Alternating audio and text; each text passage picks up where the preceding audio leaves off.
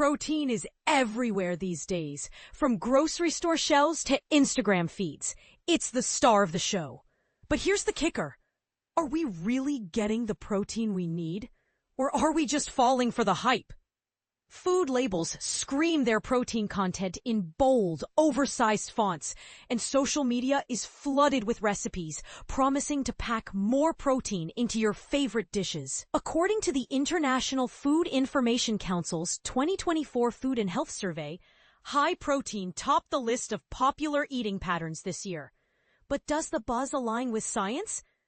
The answer is a bit of both, yes and no. Protein is undeniably essential for good health. It supports healthy aging, boosts fitness goals, and plays a critical role in building and repairing tissues, immune function, and producing vital molecules like enzymes and hormones. But here's where it gets controversial. How much protein do you really need? And can you overdo it? The rush to pile on grams, often driven by marketing rather than medical necessity, raises important questions. Let's break it down. Protein is one of the 3 essential macronutrients your body needs in large amounts, alongside carbohydrates and fats. Unlike carbs and fats, which primarily fuel energy, protein is more about structure and function. It's made up of amino acids, 9 of which your body can't produce on its own and must come from food. That's why protein isn't just a post-workout bonus. It's a daily requirement. And unlike fat and carbs, your body doesn't store protein, so you need to replenish it regularly. In extreme cases, like prolonged fasting or severe illness, your body will even break down muscle tissue to release amino acids for energy. A last resort survival mechanism. So, how much protein do you need? The recommended dietary allowance, RDA, is 0.8 grams of protein per kilogram of body weight per day. For example, a 65-kilogram woman should aim for about 52 grams daily. But here's the part most people miss. The RDA is just enough to prevent deficiency, not to promote optimal health.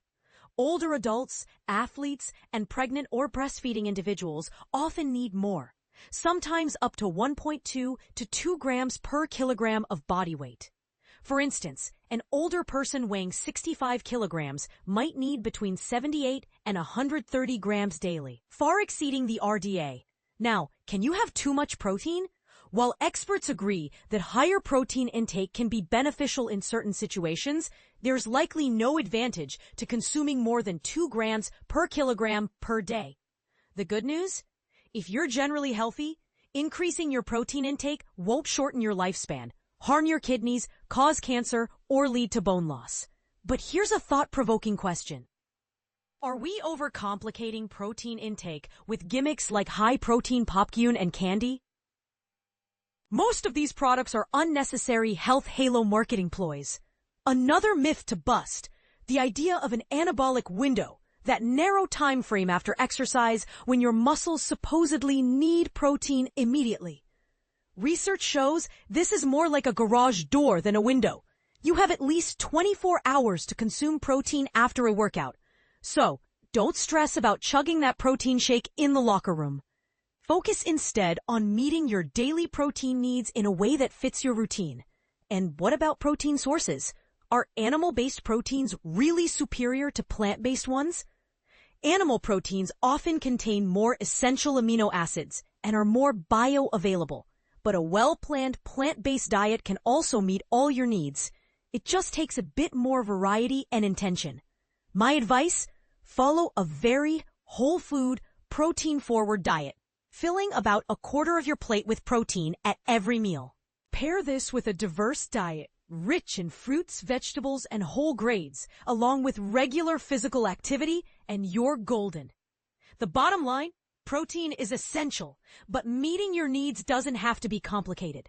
But here's the real question. Are we letting marketing dictate our protein choices, or are we making informed decisions based on science? Let's discuss. What's your take on the protein craze? Are you team animal-based, plant-based, or somewhere in between? Share your thoughts in the comments.